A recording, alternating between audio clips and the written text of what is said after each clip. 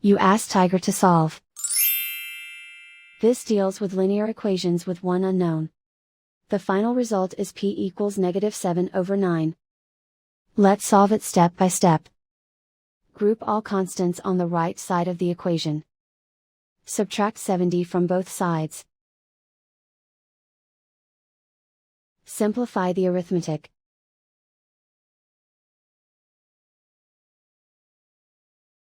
Isolate the p. Divide both sides by 90. Simplify the fraction. Find the greatest common factor of the numerator and denominator. Factor out and cancel the greatest common factor.